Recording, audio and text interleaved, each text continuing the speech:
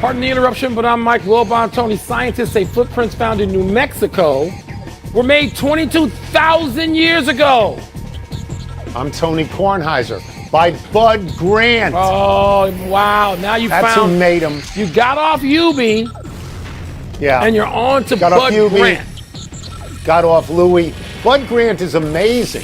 In the middle of the winter, he's still in shirt sleeves in Minnesota. Yeah. I mean, he's amazing. Yeah. Tough guy. I think he's 94. People can think they're a tough guy. Bud Grant is a tough guy. Tough guy. Tough guy. Welcome to PTI, boys and girls. In today's episode, baseball gets intense. The Sixers say they are still optimistic about Ben Simmons. And LeBron says he's vaccinated. But we begin today with the Cowboys dominating the Eagles last night, 41-21. Dak Prescott was terrific. He completed over 80% of his passes, 3 for touchdowns. Wilbon, what is your biggest takeaway from this game? I have one takeaway, and it's not very big. The Dallas Cowboys, at home, playing at home, beat an inferior Philadelphia Eagles team like they should have. Do you have the Eagles being any good this year so far? Even though they want to have a nice opener against Atlanta, Atlanta team. Right. So you don't have the Eagles being any good. Dak Prescott is back. He's got his money, got his health, at least for now, knock on wood. They're playing at home. Shouldn't the Dallas Cowboys win that game? Yes. Yeah. They should. Sure. That's why they're favored. So That's your I'm one not going to takeaway? take away a dynasty for the Dallas Cowboys because they beat the Eagles at home in week 3. Okay. So I've got 3 takeaways, so stop me anytime you want. It doesn't really matter. I'm okay with that. My first takeaway is that Dak Prescott, when healthy, is really a lot better this year than Andy Dalton was last year. That he's accurate, he's strong, he's a leader. Amazingly, he may be worth the money because they look a lot better with him than they looked in a long time. That's one takeaway. What's the next one? Okay, that's one. My second takeaway is that Dan Quinn is a big addition as a defensive coordinator. He may not have been a great head coach, but he is obviously a great defensive coordinator. They're all over the field. They're flying around. They've held people to 17-21 in their last 2 games, and I'll tell you that if you allow 17 or 21, you can win most games. Can't win them all. You can win most games. And my third takeaway dovetails with your takeaway, which is that Dallas probably should sail through the NFC East because it still stinks. Okay, the Giants stink. Washington, who was supposed to be built on defense, went up to Buffalo and got shredded. They gave up 43 points. And what you saw from Philadelphia is they're not particularly good. And Jalen Hurts, we don't know if he's pro quarterback yet. We don't know. So those are my all takeaways. Tony, I wouldn't argue with any of those.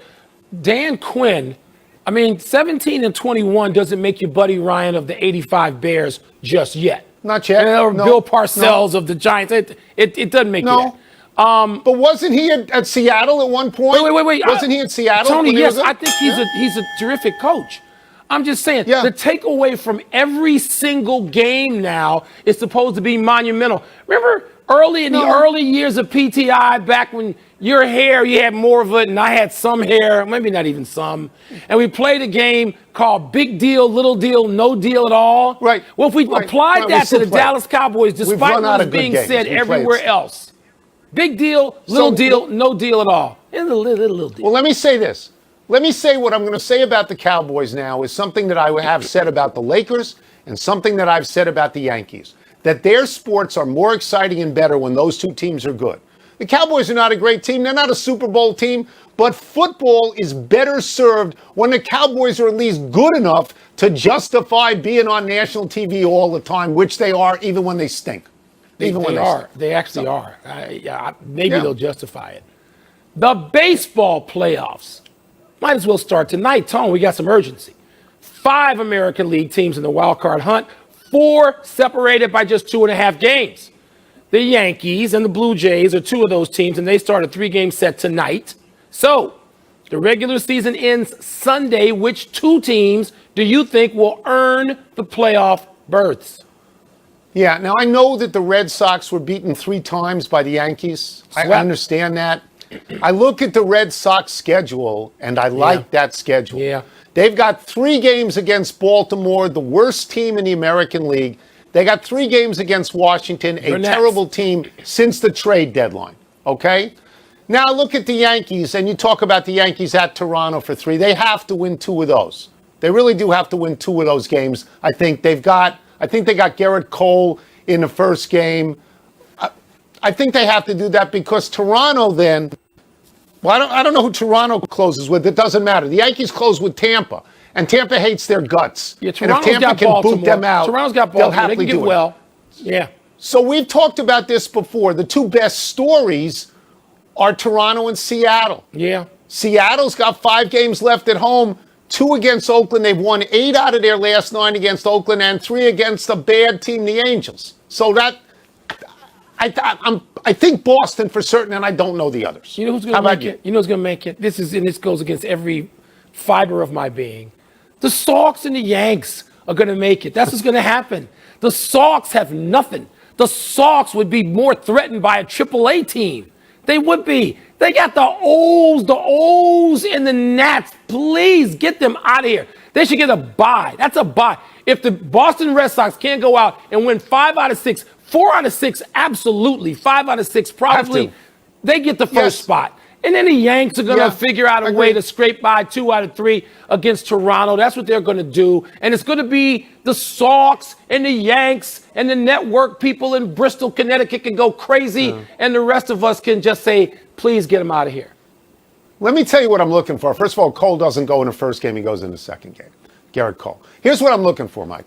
A lot of ties. The more people, the better. 3 teams, a 3-team tie or a 4-team tie. It'll go on forever, I watched a piece Tom. that Buster It'll go Olney. forever. Well, I watched a piece that Buster Olney did today, and there's apparently you can sort of pick and choose. Do I want to play in the first game? Do I want to sit out the first game? Do I want to play in the second game? It was beyond my level of competence to understand, but I liked it because what you're going to get is wild card games followed by wild card games, and I enjoy that. I enjoy knockout games. It's a copy of the NBA play-in. It's a copy. Good. It really is. And everybody ripped that at first, and so maybe it's not so bad. I thought you and I never ripped that. I thought we liked that. I was undecided, and then I came around late. I liked it. I like knockout games. All right, next story. Speaking of the NBA. The Philadelphia 76ers opened camp yesterday, and Ben Simmons was not there. He wants out. But GM Daryl Morey put a happy face on it, and he said reconciliation is possible. He used the example of Aaron Rodgers still being in Green Bay.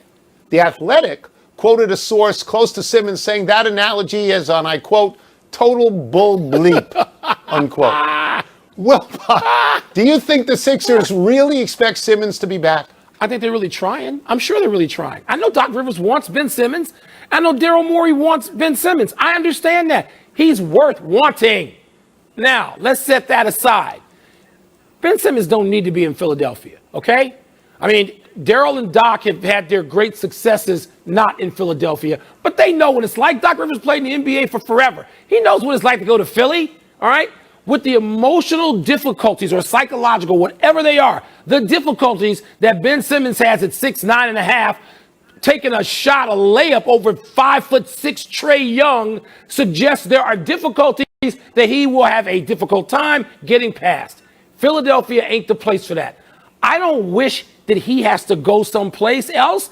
I just wish him to get out of Philadelphia so he can find his basketball sanity sooner rather than later. And there's got to be a deal that will make the Sixers whole or close to whole or maybe even better. That's not about draft picks because the Sixers can win or threaten to win now. But Tony, I don't want to see that kid have to live like that in Philadelphia. Yeah, I gave you 2 deals the other day, 2 deals in the East. They could trade him straight up for Kyrie Irving at Brooklyn, and they could trade him straight up for Bradley Beal in Washington, except neither of those guys are vaccinated. So that makes it a little dicier. Let me get back to the original point, because I sat and watched this thing. I watched Daryl Morey sitting there grinning like a Cheshire cat, trying to be a used car salesman, jacking up the price for Ben Simmons. You know, I watched Doc Rivers trying to rewrite his own history, and what he said. And I watched Joel Embiid, who to me always says in every press conference, it was my fault. But he doesn't really believe that. I think when he says he wants to play with Ben Simmons, I don't think he really means that. But let me get to the analogy, because I love the analogy to Aaron Rodgers. Great analogy. This is not apples to apples, Mike. Aaron Rodgers was never booed in Green Bay. Aaron Rodgers won a Super Bowl in Green Bay.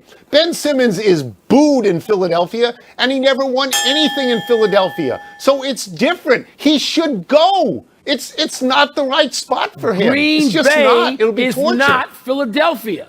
That's No, where the analogy breaks down. I like the analogy, except for the part where Green Bay and Philadelphia, one is no, they're not equal. No. Ben Simmons. No. If Ben Simmons has to stay in Philly and play this year, it will be like a jail sentence because they're going to treat him so badly that there's no way this kid can have peace of mind there. Mike, I don't wish that on him. They hate him. They hate him and they blame him. It's a terrible combination in Philadelphia. It's terrible. It is. And I love Philadelphia. My kid went to school. I love it. It's a terrible combination. Let's take a break. But coming up, the Broncos and the Raiders are both unbeaten. Are they the new powers in the AFC? And would Ole Miss upsetting Alabama Saturday be good or bad for the college football season? We won't know because it ain't going to happen. If they turn on you in Philly neighborhood, egging his neighbors' houses, then calls it a night, is that what you do in the mean streets of Bethesda, Wilbon? You egg houses? What's first? Toss up. Which 3-0 AFC West team do you trust more, the Broncos or the Raiders? Okay, I cannot trust the Broncos. Right. They haven't played anybody. They've played the dregs of the league. They played the Giants, the Jaguars, and the Jets. That's 0-9 all the way around. So even though their defense has been great, it's been at the expense of three teams that are terrible on offense. I have the numbers right here. Number 25, number 27, and number 32. So you cannot trust them yet, which forces me to say that my answer is the Raiders. At least the Raiders, I think they played Baltimore. They played the Steelers. They played the Dolphins. They're not good, the Steelers and the Dolphins. Baby. But they're better than the teams that I just mentioned. And Derek Carr has so far, I think he leads the league in total yards. But I'll be honest, Mike.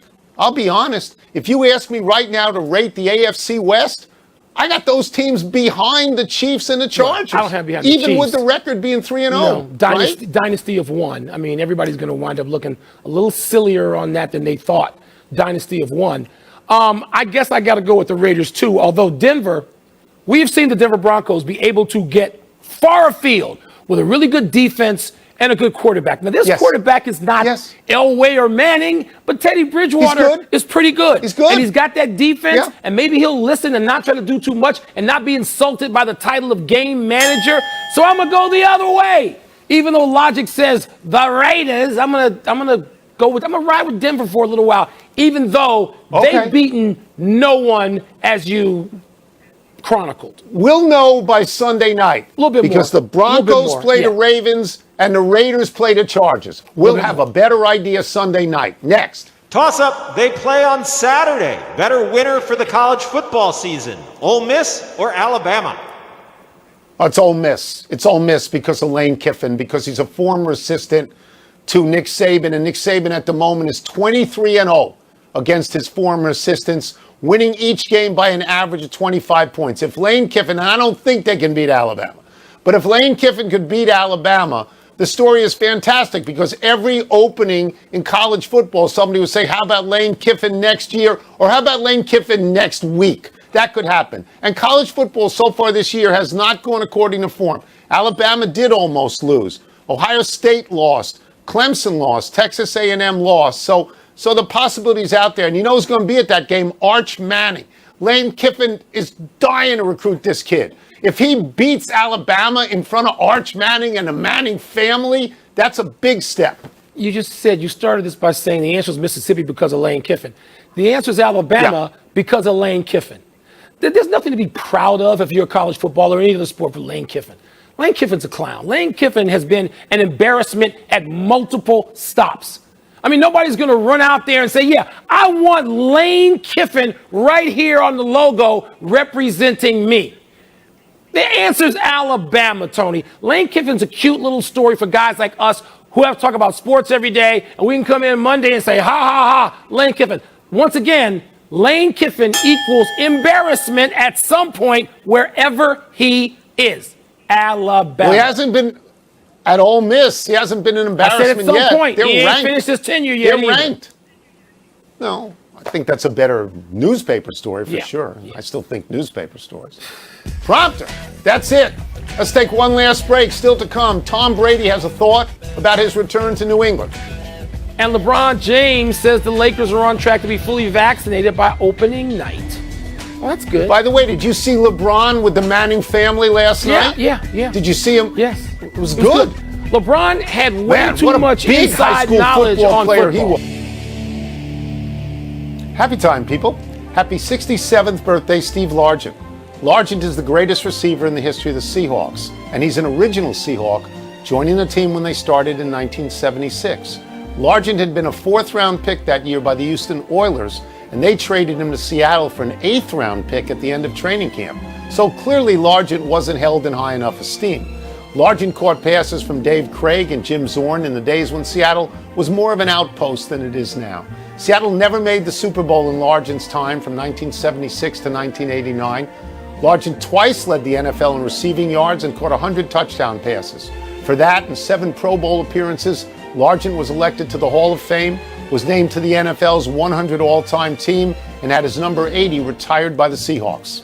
Largent really is Mr. Seahawk. Tony, if Russell Wilson had completed that drive to win a second Super Bowl, maybe Wilson gets ahead and maybe forevermore of Largent. But they're tied at 1. I don't know how good Seattle could ever be the rest of Wilson's career. And so I think Largent still sits in the seat, don't you? For right now, anyway. Russell Wilson moving up behind him. Ken Griffey Jr. higher than Russell Wilson. Yeah, but Ken Griffey Jr. did not Didn't play win. for the Seahawks, did he? I mean, Mr. Seattle. Happy anniversary, Seattle Sebastian Janikowski.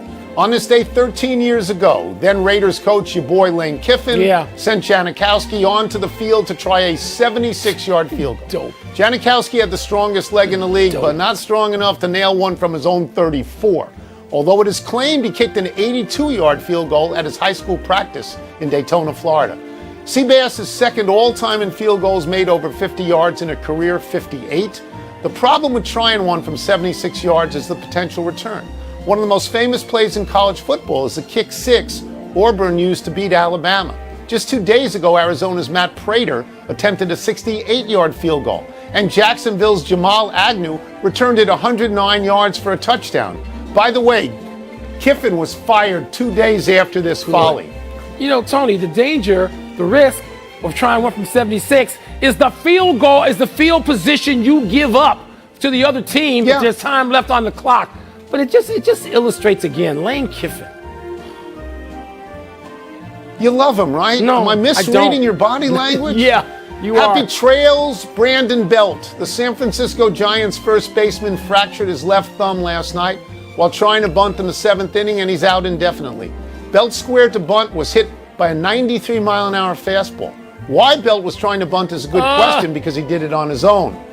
Belt, who leads the Giants in home runs with 29 in just 97 games, fractured the same thumb when he was hit by a pitch in 2014, and he ended up missing almost 8 weeks.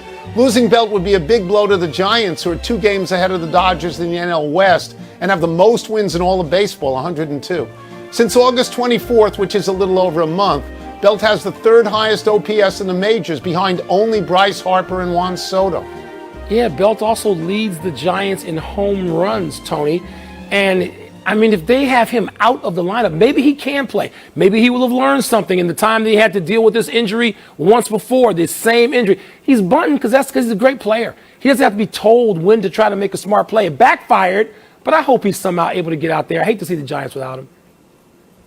That could end up to be the worst bunt attempt in the history of baseball. Costly. Because he's that important. Costly, he is. Let's go to the big finish. Let's do it. LeBron says he's vaccinated and all of the Lakers are on track to be by opening night. Your thoughts? It's a nice first step, Tony. We're not going to judge the Lakers ultimately by vaccination. We're going to judge them whether they win or not. First step. They have them all there. Tom Brady told Jim Gray his return to New England is not a time to reminisce. Do you agree? I do. I mean, he's there to win a football game, but I think when he walks into that stadium, feelings of reminiscence are going to wash over him. When he sees that crowd, all those years he played for them, you can't help it. Connecticut's Sun forward Jonquel Jones was named WNBA MVP. Is that a good choice? Yes, Tony. She was 1 vote short of unanimity, and she was a dominant player on the best team in the league, the Sun. So, yes, great choice. Phillies at the Braves for 3 starting tonight. How many does Philly need to win? So let me think about this for a second. 3. Wait, let me reconsider. 3. One more time. 3. Last one, Brewers at Cardinals tonight. 17 in a row for the boogeyman? Yeah, they get Wainwright the 17th victory, Tony. Keep him in the Cy Young chase at the very least. And then who knows what they'll do for the rest of the regular season. We're out of time. We'll try and do better the next time. I'm Tony Kornheiser. I'm Mike Wilbon. Same time tomorrow, Knuckleheads. You can get the PTI podcast on the ESPN app or Apple Podcasts. Now,